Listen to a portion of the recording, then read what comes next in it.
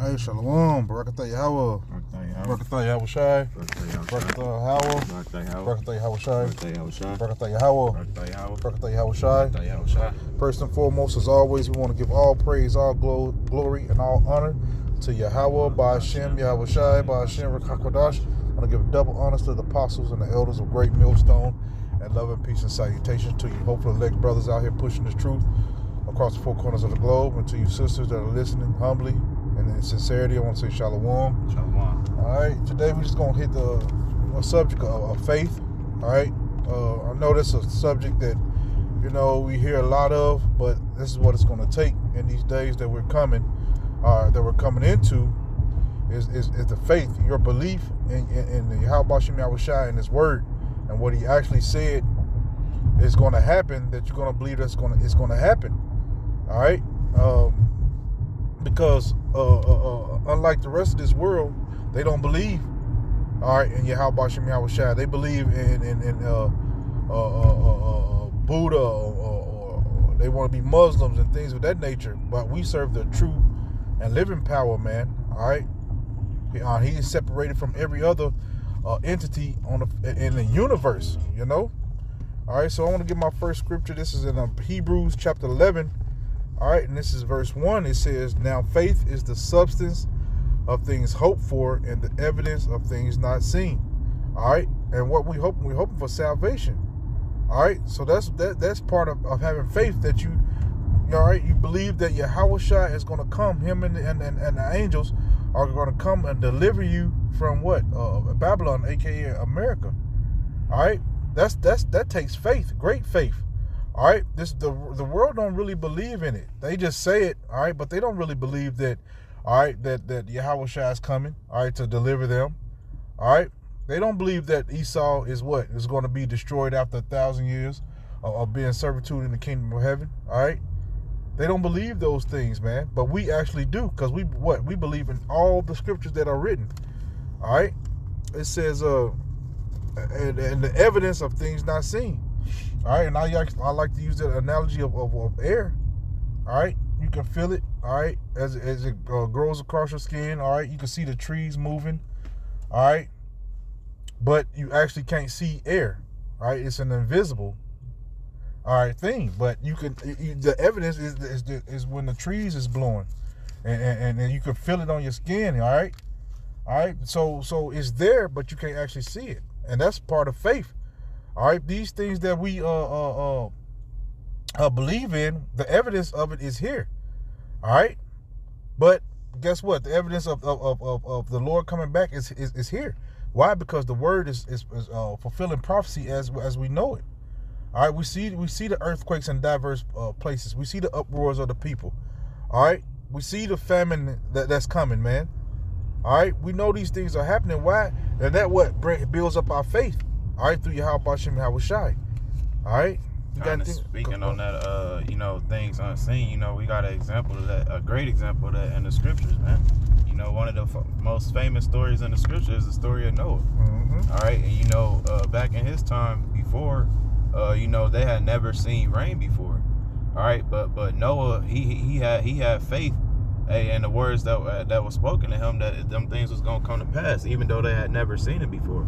All right, so Noah was a great example, having faith in the Lord, man. All right, because like I said, that wasn't something that had been seen before on the planet. All right, so he had that faith in the words of the Lord that it was gonna happen, and guess what? Hey, he was delivered, man. Mm-hmm. All right. Yep, I tell the story in the same chapter that the brother was going into. All right, it's the same chapter. We're gonna jump down and we're gonna read a few examples. All right, because the scriptures say that was written aforetime was what? Written for our learning. All right, so these examples that were set were written for us to learn by. All right, this is I'm gonna jump down to Hebrews 11:6. It said, "But without faith it is impossible to please Him, for he that cometh to Yahweh must believe that He is, and that He is a rewarder of them that diligently seek Him." All right, it said without faith it's impossible to please Him, man. Impossible. If you don't believe in the Lord, all right, and what He says, that's where doubt comes in. Or you don't believe who He said He is, man. And how can you have faith if you don't believe that what you're reading is actually going to come to pass, or what you're reading has actually happened. All right? It says, by faith Noah being warned. That's what the brother was just going into. These are examples that it took faith.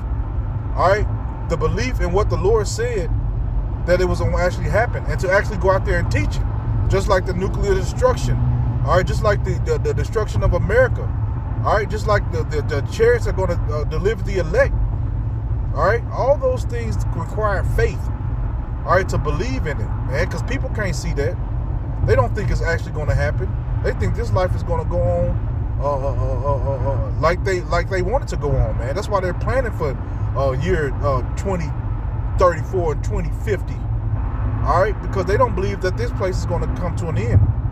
It says, but by faith Noah being warned of Yahweh, the things not seen as yet, moved with fear, prepared an ark to the saving of his house, by which he condemned the world and became heirs of righteousness, which is by faith.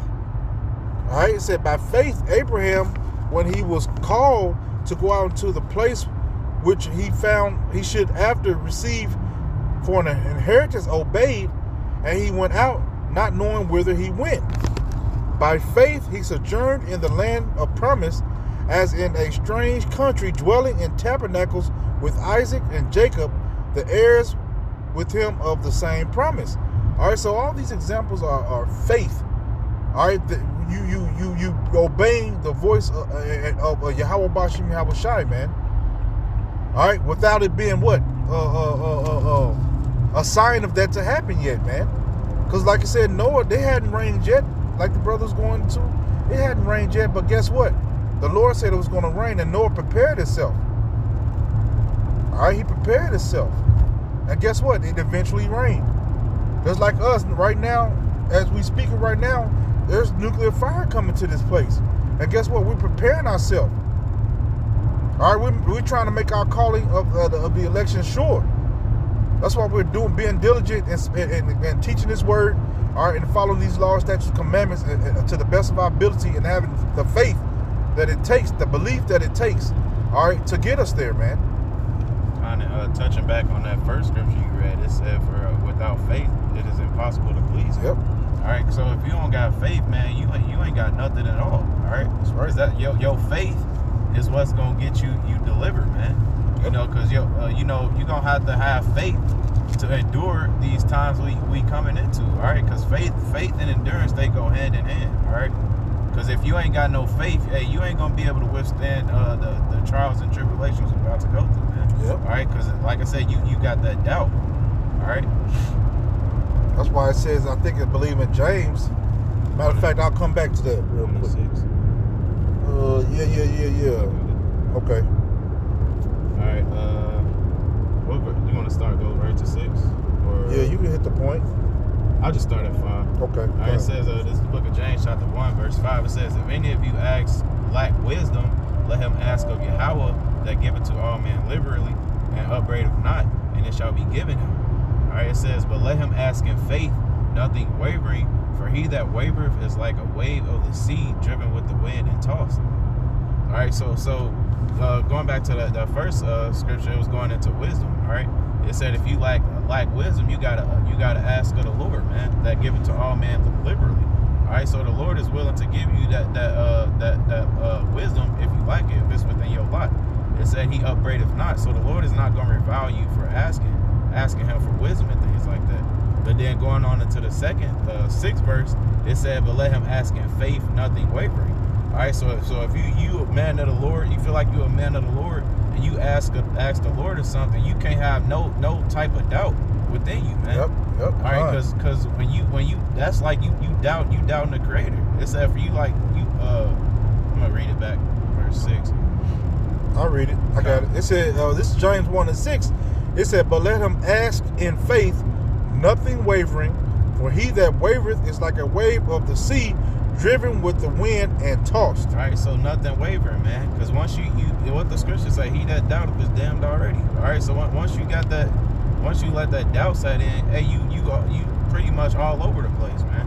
All right, you don't even believe the words that are coming out you asking the Lord for something, and then you don't even believe it, man. So what's the point of even asking the Lord?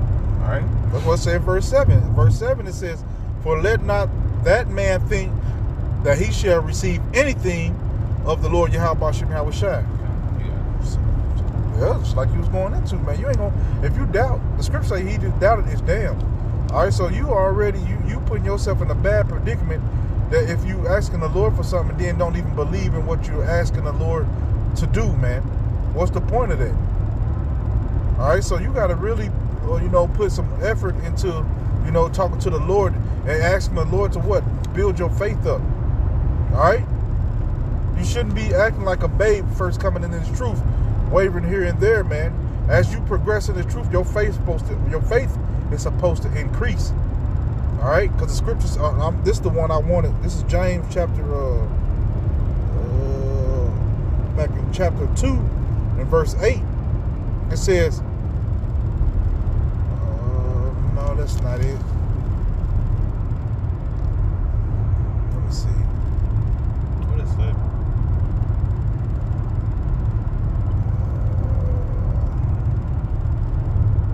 Hold on, let me find it. It says, faith without works. Yeah. I think it's chapter 8.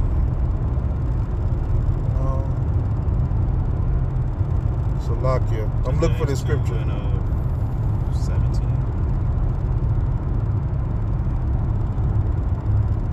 Yeah. Salakia. Let me find the scripture real quick. Yeah. Or you can start at 14.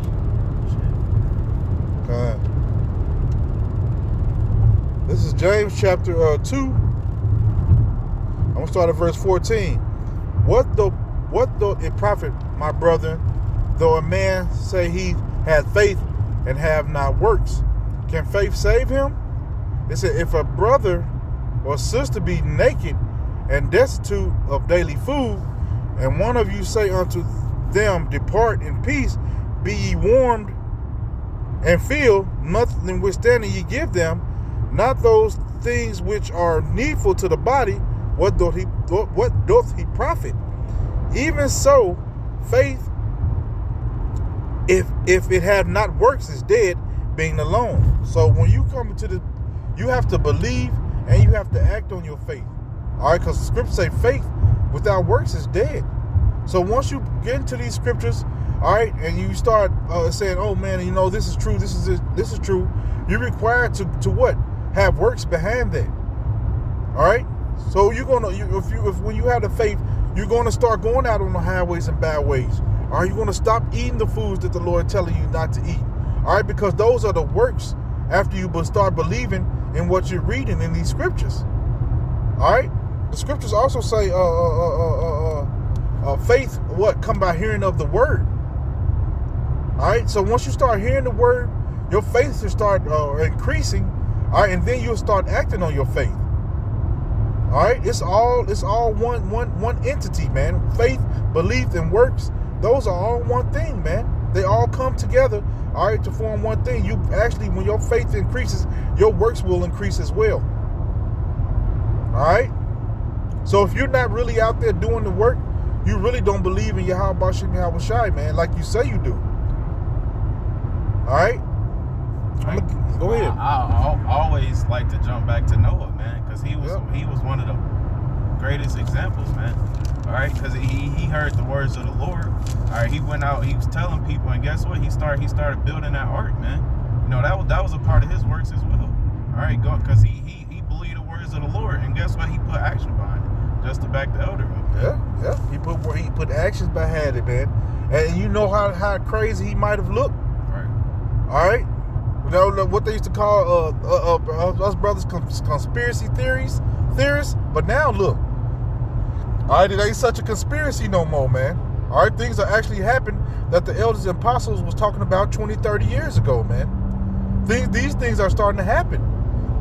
All right, but those was their works. They believed in what they were reading, all right, and they went out there and taught it and acted upon it, man.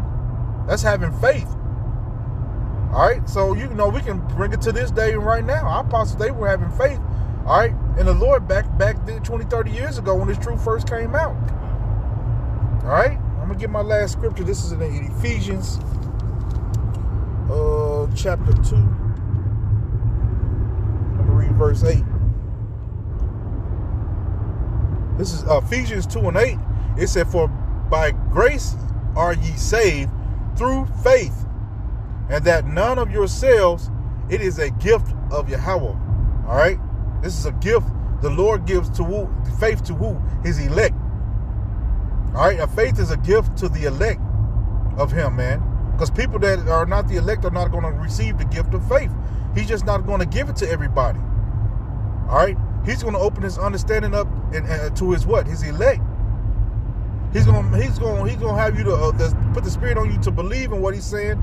All right, and that's the elect that are actually going to have that belief, man, and going to stand on it, and going to actually have the works, all right, behind it.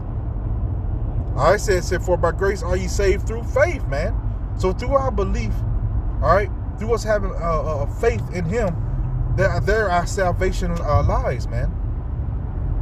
All right, there our salvation lies, to us believing in Yahweh Shem Yahushua. All right, and He's going to do actually what He said He was going to do.